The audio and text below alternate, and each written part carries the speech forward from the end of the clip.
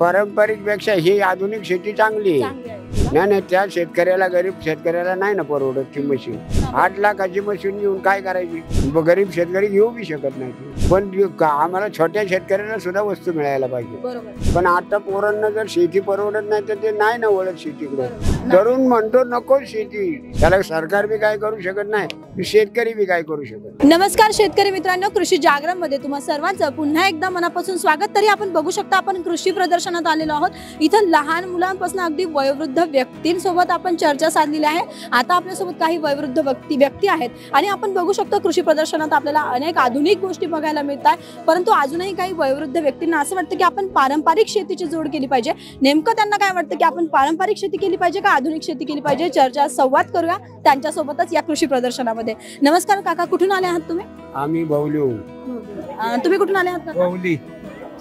तर मला एक प्रश्न विचारायचा आहे तुम्हाला की पहिले तुम्ही करत होतात ती पारंपरिक शेती होती. आताचे युवा तरुण पिढी म्हणण्यापेक्षा आताचे सर्व शेतकरी बऱ्याच प्रमाणात शेतीला आधुनिक शेतीची जोड देत आहे. तर तुम्हाला काय वाटतं की पारंपरिक शेती बरोबर आहे का आधुनिक शेती केली पाहिजे? पारंपरिक शेती बरोबर होती, पण आता निसर्गाच्या मुळे पारंपरिक शेती आणि आधुनिक शेतीला बी जो होत नाही. बरोबर. पाऊस पडतो अचानक अवकाळी पावसामुळे, त्याच्यामुळे शेतकऱ्याचे लय नुकसान होते. तुमचं काय मत आहे का? काय आमचं तेच मत आहे. अवकाळी पावसामुळे नुकसानी होत्या, शेती परवडत नाही, त्याच्यात बदल नाही होत.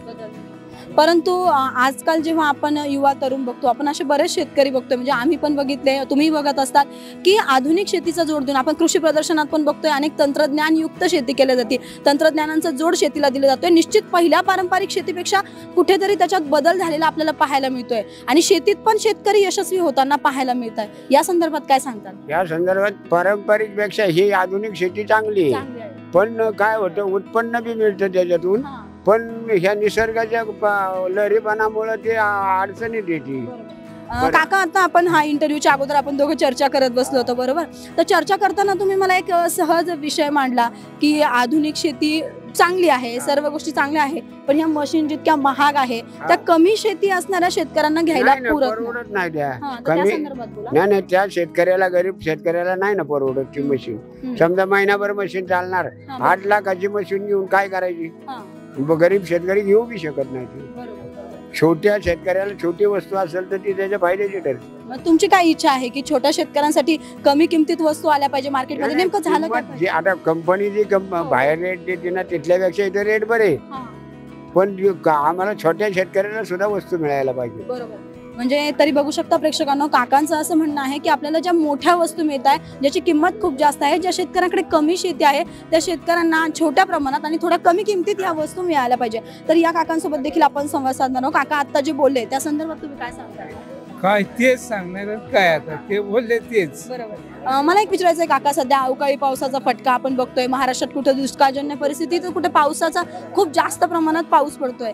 तर या संदर्भात शेतकरी कुठेतरी आत्महत्येकडे वळताना दिसतोय. आत्ताच आलेल्या आकडेवारीनुसार महाराष्ट्र म्हणजे सगळ्या देशामध्ये महाराष्ट्रात जास्त आत्महत्येचं प्रमाण वाढलंय. तर तुम्हाला काय वाटतं, शेतकऱ्यांनी या परिस्थितीला खचून जावं का यावर काहीतरी नवा मार्ग काढावा? यावर काय सरकारने नवीन काहीतरी मार्ग काढावा. सरकारने नवीन काहीतरी मार्ग काढावा. मग आजचे तरुण पण कुठेतरी या गोष्टीमध्ये डगमगताना दिसत आहे. असे बरेच तरुणही शेतकरी आज आहेत जे या परिस्थितीला घाबरतायत. तर मग त्या तरुणांना तुम्ही काय सांगताल? कारण तुम्ही तर आतापर्यंत शेतीतून हा प्रवास इथपर्यंत आलेले आहात. काय वाटणार आहे, काय सांगायचं? तुम्ही काय सांगताल काका? तरुणांनी ह्याच्यात उतरला त्याचा फायदा असेल तोच करेन ना तरुण. आम्ही आतापर्यंत केलं 40-50 वर्ष, पण आता पोरांना जर शेती परवडत नाही तर ते नाही ना वळत शेतीकडे. तरुण पोरग वळत नाही शेतीकडे, ते म्हणतात शेतीत परवडत नाही. बाबा केलं ते आम्हाला नका करायला लावा. अगदी असंच उत्तर मिळतं. मी आता तेच म्हणणार होते की तरुण युवकांना जेव्हा आपण शेतीचा सल्ला देतो, आधुनिक शेती असो का पारंपरिक शेती असो, पण शेतीचा सल्ला देतो तेव्हा हेच उत्तर मिळतं की तुम्ही केलंय ते आम्हाला सांगू नका. मग एकंदरीत पुढे शेतीचं कसं भविष्य असणार? शेतीचं भविष्य आता काय आहे, निसर्गावर आहे. निसर्ग जर व्यवस्थित चाललं तर ठीक आहे, त्याला सरकार बी काय करू शकत नाही, शेतकरी बी काय करू शकत नाही. ह्या पावसाच्या लहरीपणामुळे शेतकऱ्याची नुकसान होती, त्याला कुणाला म्हणून सरकार तरी देणार पैसे.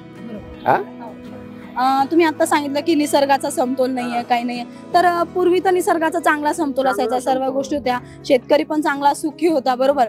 तर मग निसर्गाचा समतोल राखण्यासाठी आजकालच्या तरुणांनी काय करावं? एक तुम्ही वयोवृद्ध आहे, नाही तरुणांनी काय करावं? तरुण शेतीकडे वळतच नाही, ते काय करणार आहेत? तर मग काय बदल झाला पाहिजे? आता आम्ही करतोय, पाऊस आला तरी त्याचं काय व्यवस्थापन करतो, थोडं पण थोडा नाशच होतो. हा, हा. तरुण म्हणतो नको शेती, त्या मार्गात पडत नाही. नाही पडत, बरोबर. पडतच नाही, नकोच म्हणतात शेती. शेती परवडत नाही. ती नोकरी कुठे 4 रुपयाची केलेली ती परवडते. हा, हा. तर तुम्हालाही असं वाटतं की नोकरी पुरते? हो, नोकरी बी चांगली पाहिजे ना. नोकरी पण चांगली पाहिजे. हा, शिक्षण होऊन ग्रॅज्युएट झालेली पोरं आज फिरतात, हो. नोकऱ्या बी नाही, बरोबर. काय करणार? तरी बघू शकता काकांनी किती छान पद्धतीने आपल्याला माहिती सांगितली आहे. माहिती सांगण्यापेक्षा आजच्या ज्या तरुण युवकांची जी काही परिस्थिती आहे त्या संदर्भात बोलताना काकांनी खूप छान पद्धतीने सांगितलंय की तरुणही शेतीकडे वळत नाहीये, कुठेतरी आधुनिक शेती बरोबर आहे, परंतु त्यासाठी आपल्याकडे शेतजमीन पण तितकी असण्याची गरज आहे.